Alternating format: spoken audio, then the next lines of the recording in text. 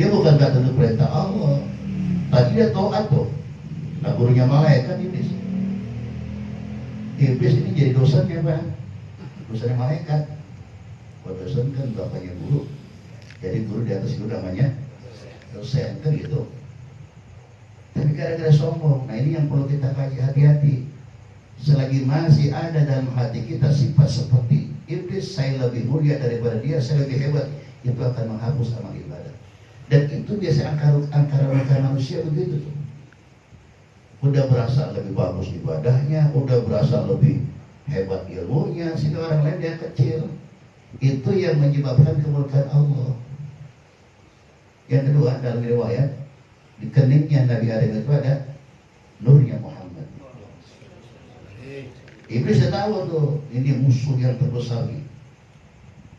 Musuh yang terbesar Nabi Muhammad. Nabi pernah bertemu iblis. Nabi bertanya, ya iblis, siapa musuhmu yang paling kau anggap musuh? Kau. Dia itu dia dari alim. Lo baca begitu. Kan senang banget iblis ya. Kenapa? Sebab jika bakal musuh yang terbesar Nabi Muhammad. Gitu loh. Sehingga dia kata, engkau sendiri ya Muhammad, musuh yang terbesar buat aku. Nah saudara kembali. Jadi itu ibadah puasa 1 hari. Nah sekarang kita berlogika. Kenapa begitu besar? Sebab ini namanya ibadah sunnah. Sunnah itu dikerjakan dengan dasar kesadaran. Kalau ibadah yang wajib emang berasa wajib. Paham ya? Kenapa sholat wajib? Soalnya Ustaz kalau nggak sholat kan kita dosa. Wajib. Jadi dengan berasa wajib itu dikerjain sholat. Makanya orang yang suka sholat, jadikanlah sholat itu bukan seperti wajib. Nah, ini tasawuf nih, orang bisa tahu tasawuf nih. Jadikanlah sholat itu merupakan kebutuhan kita. Jangan sekedar kita mengatakan ini wajib. Bahkan kalau kita mengatakan sholat itu wajib, ya kita ini kerjanya dikenakan ada perintah wajib. Coba kalau kebutuhan, nggak begitu. Saudara kalau kita lapar butuh makan nggak? Itu butuh. Jadi makan itu merupakan kebutuhan. Walaupun kalau Allah berkehendaki banyak orang yang kagak makan kagak lapar. Ada nggak? Ada contohnya Ashabul Kahfi nggak makan 309 tahun. Hidup nggak haus. Ya. Dia bangun tidur 39 tahun tuh. Ditanya berapa lama kau berada di dua perasaan? Baru sehari, setengah hari. Tuh, kuasa Allah. Tapi itu khusus buat Ashabul Kahfi. Kita jadi ikut-ikut. Masuk ke kamar seminggu nggak bangun-bangun, mati lu mas. Nah, beda, ya beda saudara sekalian. Gitu loh. Itu tahunnya pun Ashabul Kahfi. Dia bangun lapar nyari roti. Pas duitnya kagak laku, loh ini siapa ini? Ini sekarang udah era Jokowi ini. Ini duit Pak Karno ini, nggak laku. Gitu kisahnya, 39 tahun. Gitu loh. Jadi kembali dari sekali ya, dia jadikanlah ibadah itu merupakan kebutuhan. Kalau kita ini sekedar jalankan wajib, sama juga kita dengan budak. Budak kalau nggak kerja dicambuk, ya. Saudara jadi karyawan kalau nggak kerja dipecat. Kenapa kamu kerja? Wajib Pak Ustaz, kalau nggak masuk nih. Ada tangan doang wajib dibilang. Kalau nggak ada tanda tangan nggak dapat gaji. Jadikanlah apa yang kita kerjakan merupakan kebutuhan. Kita butuhnya mencari nafkah. Jadikan kerja itu seperti kebutuhan. Jadi dia merasa beban. Sholat begitu, emang saya butuh. Yang kedua, kenapa ibadah sunnah itu lebih besar pahalanya daripada yang wajib? Ini saya bilang, kalau ibadah sunnah itu dasarnya kesadaran, yang sadar ngerjain, yang kagak mah kagak. Gitu loh, timbang sunat ini. Anggapan kan kebanyakan begitu. Kenapa dibilang sebab sunat itu ada kerjaan pahala, ditinggalin enggak apa-apa, nggak dosa kan gitu. Itu arti, tapi saudara harus kejar. Sebab yang mengundang cintanya Allah terhadap hambanya itu banyak yang kita melakukan ibadah yang sunnah, bukan yang wajib. Tapi ibadah sunnah tidak akan diterima tanpa mengerjakan yang Yang wajib kerjain, yang sunnah jangan tinggalin. Hingga Allah berfirman dalam sebuah hadis qudsinya, ya, la yazalul 'abdu yataqarrabu ilayya bin nawafil hatta uhibbah. Tidak henti-hentinya hambaku, kata Allah, melakukan perbuatan-perbuatan sunnah sehingga mengundang aku cinta kepada dia. Apa? Ya, yang dijadikan oleh Allah buat orang-orang yang ibadahnya sunnah itu bagus, kata Allah. Ya, kalau dia sudah dicintai oleh Allah, kita berebut hatinya Allah, saudara sekalian. Apapun yang kita dengungkan, Allah bakal dengar. Apapun yang kita rintikan, apapun yang kita minta, dikabulin. Kita ini kadang-kadang curang sih, saudara. Jadi Allah kita atur. Kalau bisa Allah mengasih kebutuhan kita, tapi nggak pernah kita mengabulkan kebutuhan Allah. Hidup itu yang enak, biarkan Allah yang ngatur kebutuhan kita. Jangan menuntut kebutuhan. Bang, capek bang. Kita hidup nih menuntut kebutuhan, capek gak? Kita kan pengen ini, semuanya kalau bisa nih. Udah punya 2 gunung emas, pengen nyari yang ketiga. Kata Nabi, orang tuh gak bakal puas dunia ini sebelum dia nanti dimasukin ke liang kubur. Tuh, dia punya wajahnya dimasukin ke tanah, baru udah diem. Jadi selama hidup ini pasti kemauan kita banyak, tapi jangan didepankan tuh kemauan kita. Ikuti dulu kemauan Allah. Ya salat, ayo puasa, ayo sedekah, ayo zakat. Itu kan kemauan Allah tuh, perintah-perintah Allah. Turutin. Tak kalau nggak menurutin apa yang kita minta, terutama ibadah sunnah. Makanya itu satu ganjarannya seperti orang, ya, apa nih? Seperti ibadahnya 10.000 malaikat. Yang kedua, siapa orang yang berpuasa pada bulan Muharram, ya, wa man shoma yawma 'ashra min Muharram a'ta sawaba 'ashrati alafi hajin wa mu'tamirin. Siapa orang yang puasa pas 1 hari pada bulan Muharram, Allah akan memberikan ganjaran 10.000 orang yang haji dan umroh. Pahala ibadah haji dan umroh. Loh, kalau gitu puasa aja deh, gak haji-haji. Ntar dulu, saudara, jangan cepat kamu kesimpulan, ya. Maksudnya apa nih hadis ini? Berapa banyak orang yang ibadah haji ke kota Makkah belum tentu mendapat pahala haji. Belum tentu yang gak haji gak dapat pahala haji. Bisa aja saudara nggak mampu pengen berangkat haji, pengen kayak orang-orang, tapi nggak mampu. Tapi Allah siapkan pahala ibadah haji. Ambil tuh. Mana contohnya? Sholat Isra, subuh berjamaah, sholat Isra sama dengan orang memperoleh pahala ibadah haji. Ya. Tapi beda dengan orang yang ibadah haji, beda. Banyakan dia yang ibadah haji orang terima mah. Kita kan pahala ibadah haji, ya. Haji itu kan, saudara, waktu seminggu, gitu kan? Haji seminggu waktunya. Dijalankan wukuf di Arafah, dia tawaf, kemudian dia sa'i, tahallul. Udah habis gitu. Katakan makan waktu seminggu. Sementara saudara disuruh sebulan. Setelah saudara mengerjakan haji itu, iktikaf di masjid. Itu yang bikin mahal lagi. Ini di luar ibadah haji udah. Paham ya?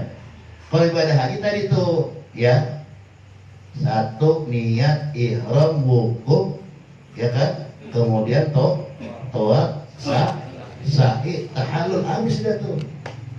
Itu kalau makan boleh langsung 1 hari selesai ibadah haji tuh. Tapi selama saudara di sana, orang di sana, dia i'tikaf di masjid, dia sholat di Masjidil Haram. 1 waktu saja. Orang yang sholat di Masjidil Haram, ya, lebih utama 100.000 di tempat yang lain. Di Masjid Al-Muttaqin, ya, 100.000 kali sholat. Berarti kalau dijumlahkan hari, 55 tahun. Saudara 55 tahun sholat di Masjid Al-Muttaqin, di sono cuma 1 waktu.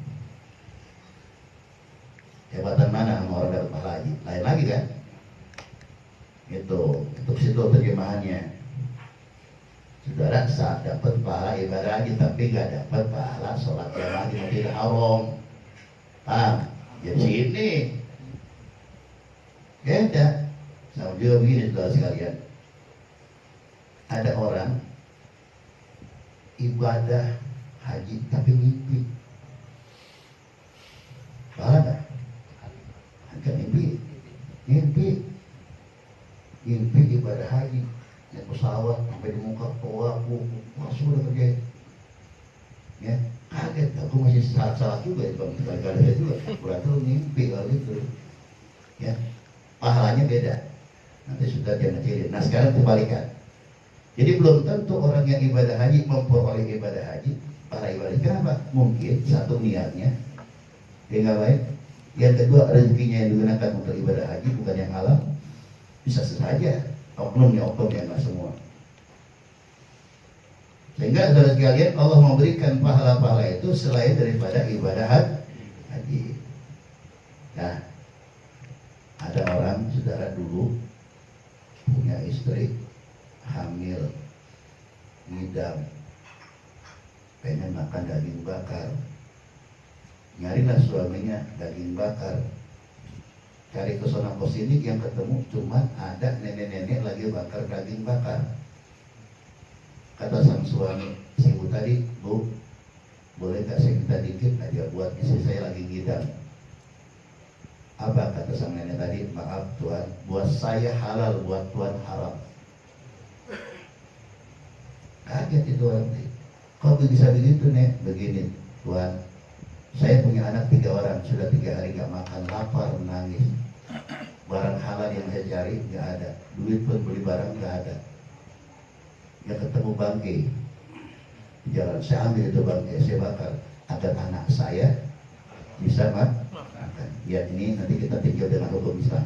Kita terangin dulu sini. Ya.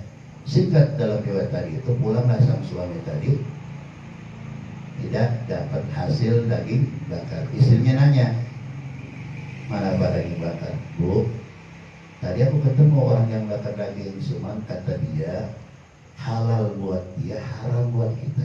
Kaget itu, kenapa begitu? Dia punya anak 3 hari nggak makan. Kalau kita setiap hari makan, mampu beli daging, dia nggak mampu beli makanan. Kalau gini udah nggak jadi berangkat haji, mana duit setoran lagi? Kasih aja itu deh orang yang miskin tadi. Kira-kira orang kulit kita bisa mau itu? Mati, nggak bakal bisa. Singkatkan cerita tadi ini saudara sekalian, pada tahun itu 70.000 orang yang wukuf di Arafah ditolak ibadah hajinya oleh Allah, tidak diterima. Dan bisa jadi diterima oleh Allah gara-gara itu orang tadi yang nggak jadi berangkat haji, duit jadi sedekahkan buat fakir. Itulah yang menunjang ibadah orang yang 70.000 tadi itu diterima ibadahnya oleh Allah Subhanahu wa taala. Kalau orang yang 70.000 itu asbab dia yang sedekah tadi, dia pun dapat pahala ibadah haji sebanyak 70.000. Oh, jadi jangan kaget. Ngaji mesti begitu biar paham kemana nih. Jadi tidak jawab tuh hai baik dekat dulu. Jadi cerita supaya kita nggak menganggap nenek. Yang kedua lihat hukum Islam. Sekarang hukum Islam itu gak kaku, Islam fleksibel. Nggak selamanya haram harus haram, nggak selamanya halal harus halal. Ya tuh. Walaupun kata Nabi, al halalu bayyinun wal haramu bayyinun wa ma bainahuma umurun mustabihat. Yang halal jelas, yang haram jelas. Di tengah halal dan haram itu ada syubhat. Maksud begini, tadi itu nenek, ya, kenapa dia halal? Bangkai asal hukumnya haram, ya. Kan ada tokoh, ya, inna apa? Hurima alaikumul maitatu waddamu walahmul khinzir. Darah itu daging babi hukumnya haram. Tapi di saat lihat kebutuhan orang tadi itu walaupun haram jadi wajib dimakan. Tuh lihat Islam tuh. Jadi gak aku. Kenapa? Kalau dia nggak makan, itu orang bakal mati. Membela nyawa hukumnya wajib. Dengan asbab dia memakan barang yang haram jadi hidup. Makanya haram naik jadi wajib. Halal hadirnya. Buat siapa itu? Buat orang yang agak mampu. Jadi kalau kata Bang Faisal itu, beri hukum tuh lihat dulu. Kan gitu. Lihat kasusnya baru timbul masalah hukum. Jangan hukum dulu. Ini belum terpapar hukum duluan. Awas. Jadi bingung kita mengamatinya, paham ya? Kasus dulu baru ada, baru hukum berbicara. Undang-undang itu Allah saja fleksibel, enggak kakuan manusia. Jangan contoh ini contoh doang. Ya tadi ada motor, ya, lampu merah 12. Sono polisi nggak bakal, saudara. Salah udah, salah. Bapak tahu nggak Bapak yang langgar? Tahu Pak? Apa lampu merah? Kenapa Bapak dilanggar? Saya nggak tahu, Bapak dari sini.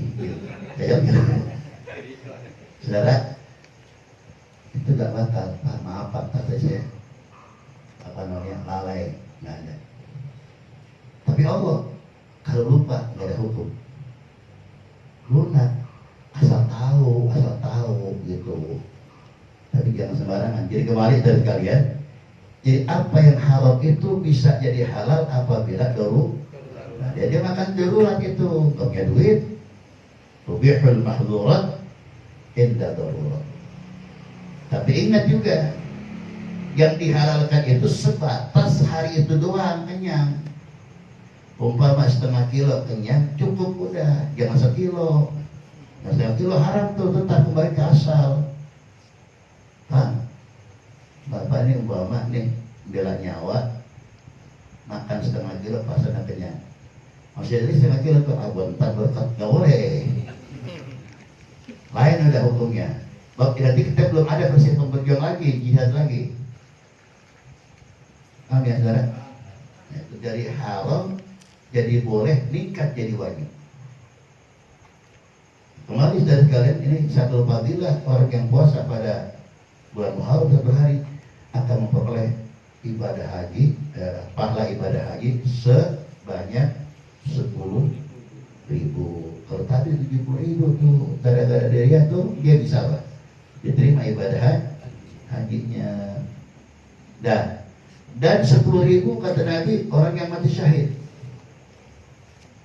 Nah saudara ini jangan terbayang syahid yang mana nih? Nah itu loh. Syahid ada dua. Ada syahid dunia akhirat, ada syahid akhirat. Syahid dunia akhirat itu adalah orang yang mati membela agama Allah di medan perang, maka dialah syahid akhirat. Tidak boleh dimandiin, tidak boleh dikafanin, tidak boleh disolatin, langsung kuburin. Itu jelas-jelas yang mereka mati di medan perang, syahid dunia akhirat. Bagaimana orang yang kena COVID? Kan kata ulama mati syahid. Itu syahid, tapi syahid akhirat. Kalau syahid akhirat itu wajib diurus sebagaimana manusia biasa.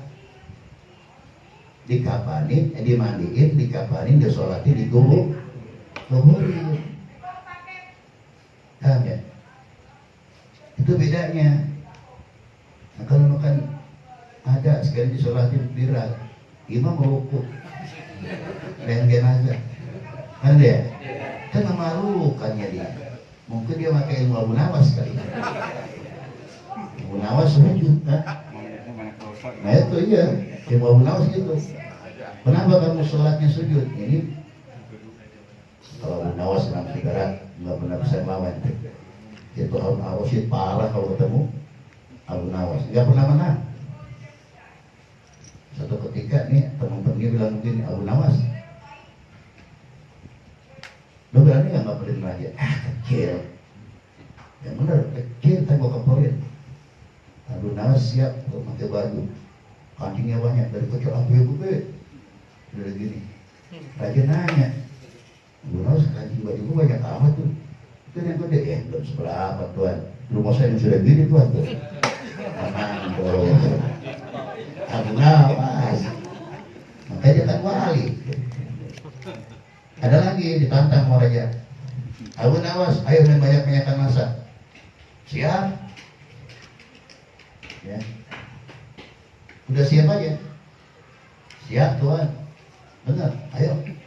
Raja dikenakan raja, dia bikin tenda yang bagus, makanannya banyak. Kumpul itu.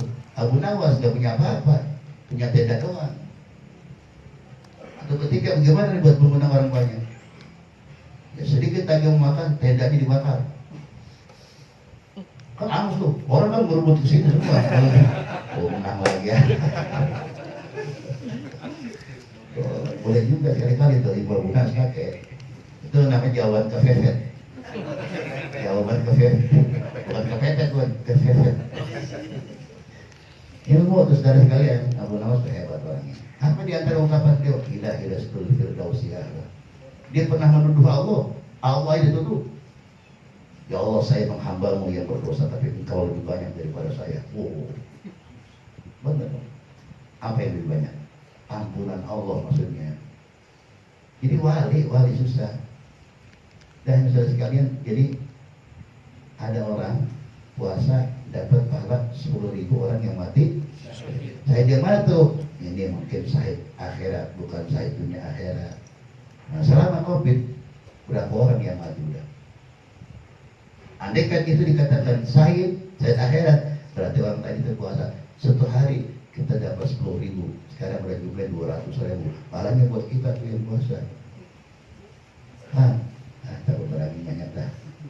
Nah ini aja sudah sekalian ya. Ya, lagi 1 menit lagi. Siapa orang yang mengusap kepala anak yatim di bulan Muharram, maka Allah akan berikan 1 derajat setiap rambut yang nempel di kepala anak yatim. Sekarang kita bicara berapa ribu tuh rambut yang nempel di kepala anak yatim. 1 lembar 1 derajat. Kalau saudara sedekah amanah yatim hari itu minimal 3 orang, terus diusapin kepalanya berapa lembar rambut yang diusap. Tapi jangan diusap mulu, bagi duit. Oh, Nabi ngajarin pinter, Nabi pinter ya. Caranya kasih tahu, kalau ngusap anak yatim dari tengkuk belakang ke depan, begitu tuh. Atau anak yatim dari kita tuh begitu tuh. Tapi kalau masih punya orang tua, dari depan ke belakang. Apa bedanya nih? Ini kalau dari tengkuk belakang, dari belakang ke depan, langsung kan ngeragu kantong. Tuh, ini begitu, terjadi begitu tuh. Usap muda loh, malah kan, sengah loh gitu. Tapi kalau akan diusap dari depan ke depan, itu buat orang yang masih punya orang tua. Itu diaturnya Nabi. Ini sunnah tuh musab kepala anak yatim, tapi sambil ngasih duit dari depan tuh, dari belakang ke depan tuh.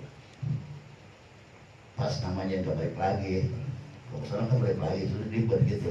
Jadi paham kepada yang baik, siapin duit di siapa orang yang menyatakan dengan mengusap kepala anak yatim pada bulan Muharram. Makanya bulan Muharram ini identik dengan kepada anak yatim. Allah akan berikan pahala 1 derajat. 1 derajat itu 1 lembar 1 derajat, bagaikan perjalanan 250 tahun. Kalau 2 derajat bagaikan perjalanan 500. Kemana kita jalan nyampe nya tuh? Bukan karena tangga, bukan.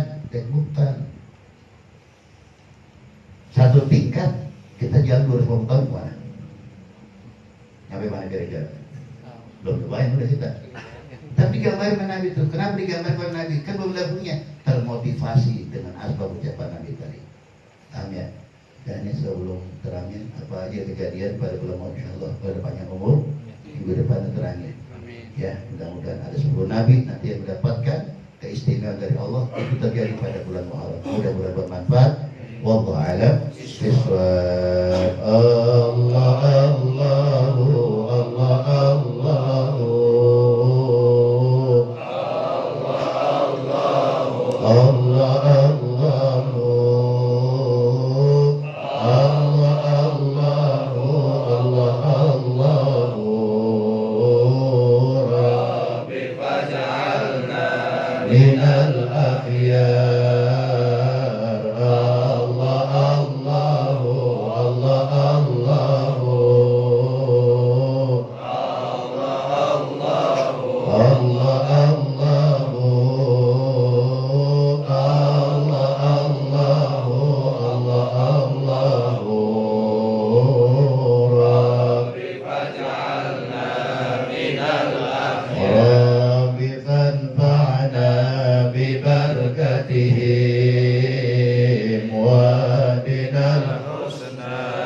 بحرمته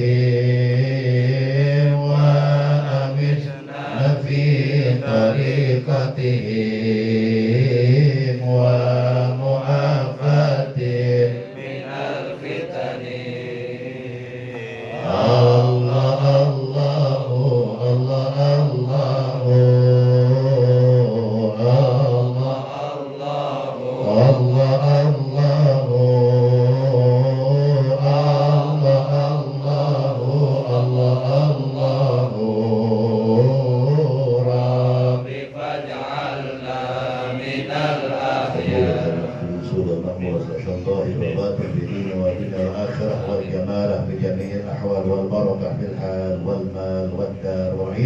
إلى حضرة النبي محمد صلى الله عليه وسلم.